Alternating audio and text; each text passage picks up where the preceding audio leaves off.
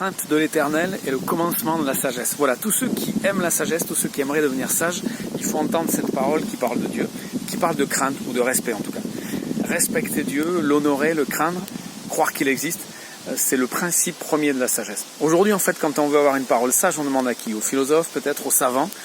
Eh bien, le texte biblique nous dit que le principe premier de la sagesse, ça commence par la crainte de l'Éternel. Il faut des gens qui croient en Dieu, qui respectent Dieu.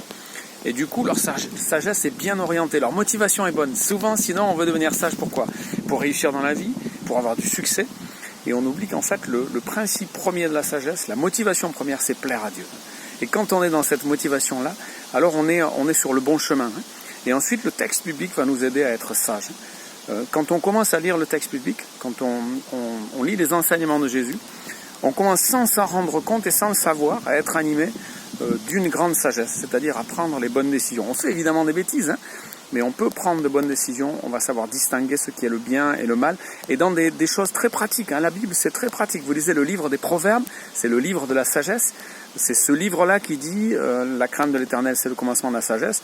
Eh bien, il y a des exhortations très pratiques sur la paresse, sur la séduction, sur l'ivresse, sur le rapport à Dieu, le rapport aux autres. Voilà, il y a vraiment sur la parole, le fait de peu parler et d'essayer de parler bien, choisir la sagesse plutôt que la folie. Voilà, donc il y a plein de choses. Et puis il y a ce passage qui parle de la sagesse qui crie dans les rues. Et on a l'impression que celui qui a écrit le livre des Proverbes, sans s'en rendre compte peut-être, inspiré par Dieu, il a parlé de Jésus-Christ. Jésus-Christ, c'est le sage par excellence. Et quand il a donné des enseignements, quand il a donné des histoires, des paraboles, quand il a prononcé des punchlines, des phrases impressionnantes, rendez à César ce qui est à César et à Dieu ce qui est à Dieu, eh bien, il a exprimé la sagesse. Il est la sagesse.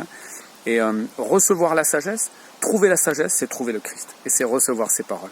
Voilà, le commencement de la sagesse, le principe premier de la sagesse, si vous voulez être sage, c'est craindre l'Éternel. Et c'est découvrir et accepter Jésus-Christ qui est la sagesse incarnée.